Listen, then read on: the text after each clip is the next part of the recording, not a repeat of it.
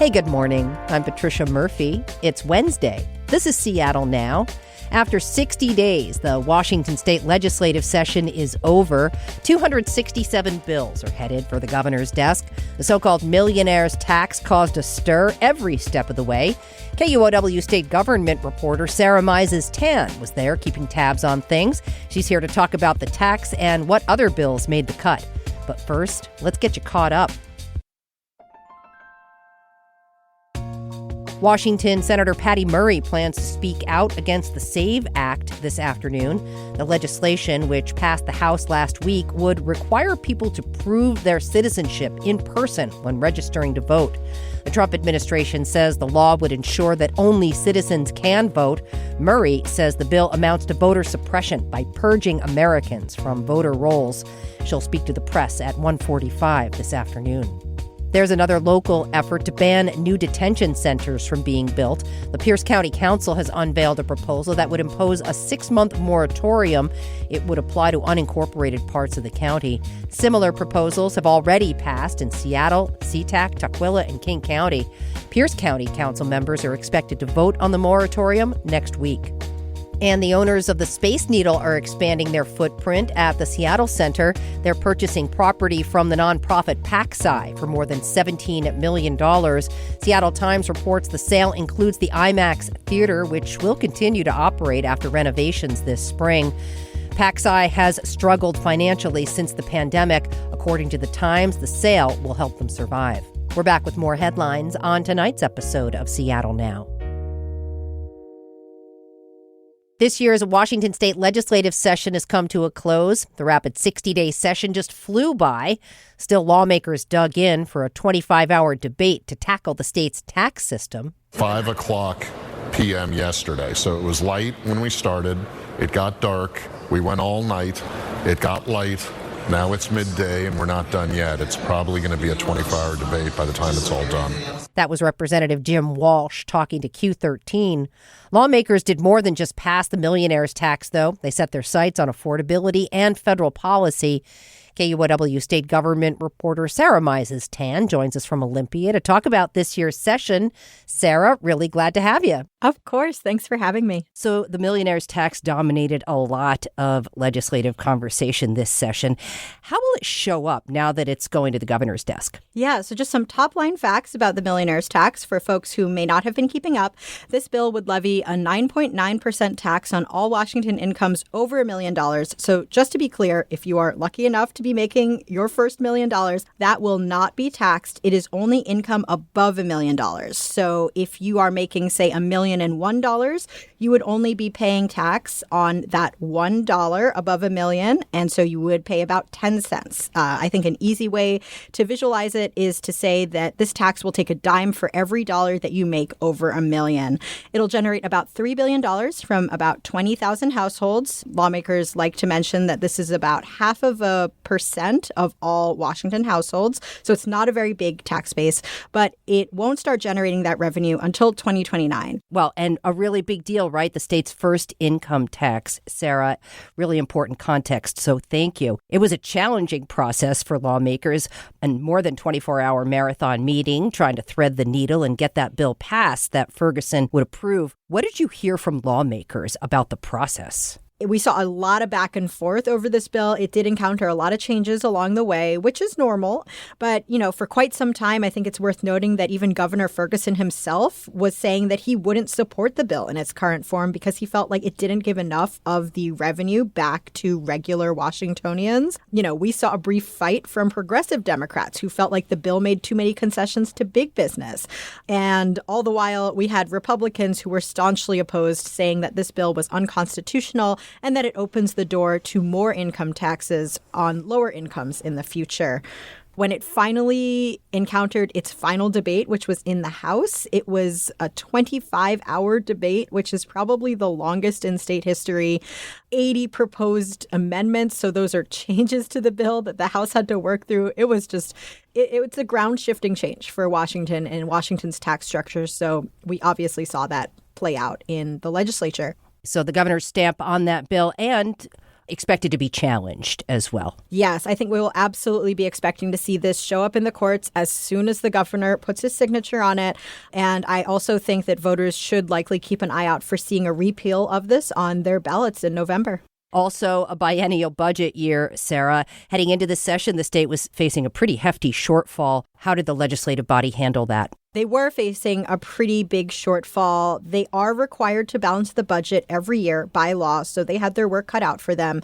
But, it doesn't mean that just because the budget is balanced, there weren't some sacrifices made to get there, obviously. There were pretty deep cuts made to early education and childcare. Those cuts make up about a third of the budget cuts, so that's a heavy chunk. And they say that we were in a budget shortfall this year because of a couple different issues. There was inflation, there was the rising costs of lawsuits against the state, and there were significant cuts from the federal government under President Trump's H.R. 1. So Washington legislators told me they basically had to step in to provide services like food assistance and health coverage to low-income people and non-citizens who were in the country legally. The federal government used to cover those costs in the past. They are no longer doing that. And I was essentially told if Washington state didn't step in to do this, we might have a humanitarian crisis on our hands. So they saw that as necessary spending that had to be done. Democrats essentially say that the reason why a big revenue generator like the millionaire's tax is so important is to avoid a budget crisis like this in the future. And of course, in order to close this gap, lawmakers pulled about $880 million from the state's rainy day fund. They say it's raining right now. Let's talk about the themes you saw lawmakers tackle this session, Sarah. Just take a step back a little bit. Yeah, I think affordability was a big theme that we saw addressed in this session. And, I think whether or not it was actually addressed versus if it was just rhetoric that we heard a lot from lawmakers about, it depends on who you ask. Democratic leaders would point to a number of different ways in which they feel they addressed affordability this session. They say the passage of the millionaire's tax is a big win for affordability with all those sales tax breaks and expansions of tax credits, but those savings are not going to kick in until 2029. For the more near term, there were bills like ones to increase housing availability and more affordable housing, like a bill that would allow converting strip malls into residential housing. There were also a few bills passed to control pricing for generic prescription drugs, along with another to keep preventative care like vaccines free of cost. But I also think it's fair that there will probably be a good number of people who might gripe and say we'll be dealing with the impacts of some of these very tough budget cuts before we're actually going to see any relief from that income tax. Okay. You mentioned lawmakers have had to deal with changes at the federal government as well. How did that show up? Yeah, so there were a few bills centered around protecting voter rights that passed. And yes, a number that were clearly in response to what the Trump administration has been doing. So there was a bill that banned law enforcement officers from wearing face masks that passed. There was another addressing worker protections against immigrant enforcement. And there was one that would create a West Coast vaccine alliance to preserve vaccine access against recommendations coming down from the federal government. Okay. A lot to tackle in 60 days, a marathon session. That's why we call it marathon. What else managed to break through in such a short time frame? Yeah, so I think there were a few other items that garnered attention that don't fall neatly into those buckets that we mentioned. There was a big sheriff's reform bill that would set stricter eligibility standards for sheriffs and other law enforcement officers running positions like police chief. A candidate would have to submit a background check now. That's something that hadn't previously been required. Police leadership in the state were firmly opposed, along with state Republicans who really fought this bill, saying that the bill undermines the will of the people and the voters who have elected a sheriff. There was also a trio of bills related to addressing food deserts. Only one of these bills was ultimately passed, but that would look to ease zoning laws around where a new grocery store can open up. That kind of falls within our affordability bucket.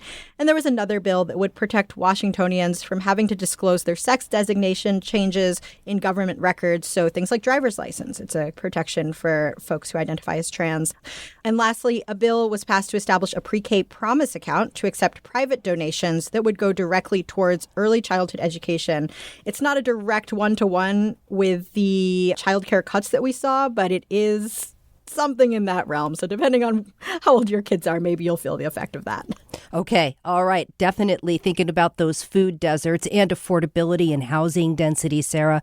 Are there bills that, when they take effect, might show up in the 3-foot zone of Seattleites that you want to talk about? Sure. Yeah. So I think the vaccine access bill is a big one that average Seattleites are going to see the direct impact of.